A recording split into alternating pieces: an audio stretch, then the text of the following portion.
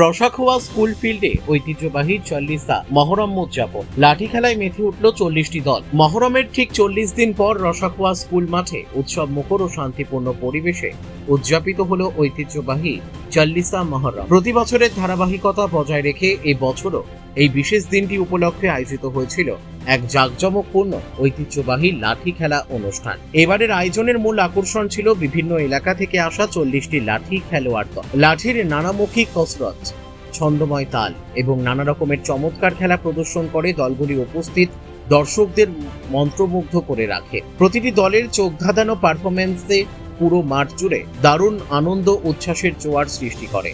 অনুষ্ঠানে আমন্ত্রিত বিশেষ অতিথি হিসেবে উপস্থিত ছিলেন জনতা সেবক শামসুল হক এবং মাইনুর মাস্টার। এছাড়াও এলাকার আরো বহু বিশেষ ও সম্মানিত ব্যক্তিবর্গ উপস্থিত থেকে খেলোয়াড়দের উৎসাহিত করেন। যে কোনো অপ্রীতিকর ঘটনা এড়াতে এবং অনুষ্ঠান সুষ্ঠুভাবে সম্পূর্ণ করতে প্রশাসনের পক্ষ থেকে ছিল কড়া নজরদারি। আইন শৃঙ্খলা বাহিনীর তৎপরতা এবং স্থানীয় আয়োজকদের চমৎকার ব্যবস্থাপনায় অত্যন্ত সুন্দর ও শান্তিপূর্ণভাবে পুরো খেলা সম্পন্ন হয়। গ্রামীণ ঐতিহ্যকে বাঁচিয়ে রাখার এই সুন্দর প্রয়াস দেখে উপস্থিত দর্শকরা অত্যন্ত আনন্দ প্রকাশ করেছেন এবং প্রতি বছরের মতো এই সফল আয়োজনের জন্য সংশ্লিষ্ট সবাইকে ধন্যবাদ জানিয়েছেন।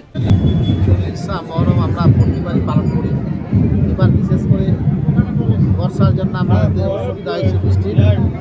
তো আমাদের যেহেতু এটা প্রতি বছরই করা হয়, ছাড়া যাবে না, ওই হিসাবে আমরা এবারও পালন করছি। 40টা মহরম হচ্ছে মহরমের 40 দিন পর এই দিনকে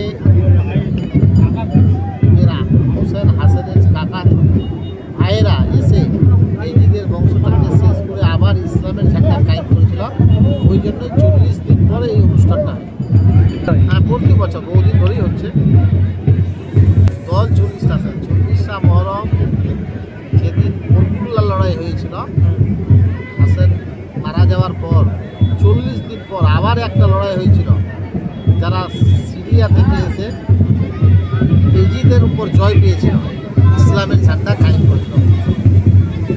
ওই জন্য 40টা মহরম পড়া। 40টা মহরম পালন করা। আপনার নাম? শেখ শামসুল। এটা 2026 সালের 40টা মহরম। প্রতিবার এখানে একটা মহরম হয়। মহরমের 40 দিন পরে আমরা ইমাম হোসেনের শহীদের 40 দিন পরে তার 40টা মহরম এখানে করি রসাখোয়ার মাঠে। প্রতিবারের ন্যায় এবারও হয়েছে, জনগণও ভালো হয়েছে এবং দর্শকের মানে উৎসাহ ভালো আছে। এখানে আমরা এবার মালদা টিম আসা যায়নি, কারণ মালদা একটু পরিস্থিতি ঠিক নেই। তবে আমরা বিহারের মেসরভাটি থেকে একটা টিম নিয়ে আসছি। মেসরভাটি টিম আছে এখানে, আর আমাদের লোকাল এলাকার মোটামুটি 6-7টা টিম আছে। এই নিয়ে আমরা মহরম করছি। হ্যাঁ, আমাদের এখানে সব সম্প্রদায়ের মানুষ একত্রিত হয়ে এই 40টা মহরমটাকে উদযাপন করে। এখানে মানুষের একটা আবেগ জড়িয়ে রয়েছে।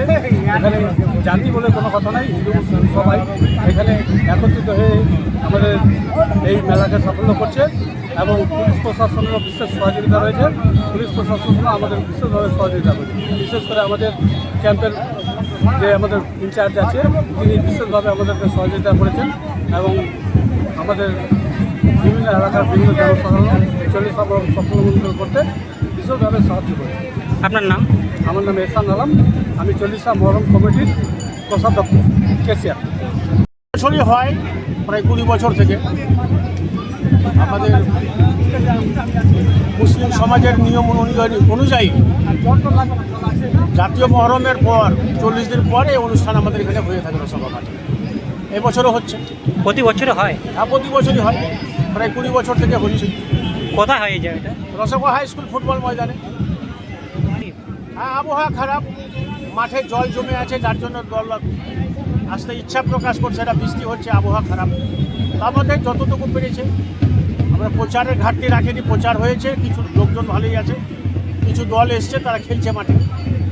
দল এবারে আমরা যোগাযোগ করতে পারিনি, আমিও শারীরিকভাবে অসুস্থ, যার জন্য এবার বাইরের দল এবার ব্যবস্থা করা যায়। আপনার নাম? আমার নাম মোহাম্মদ মাইনুল হক। আপনার কি কমিটির? হ্যাঁ, সম্পাদক চালিশা মহরম কমিটি। রসাখোয়া থেকে বিথিকা পালের রিপোর্ট, কুলিক নিউজ।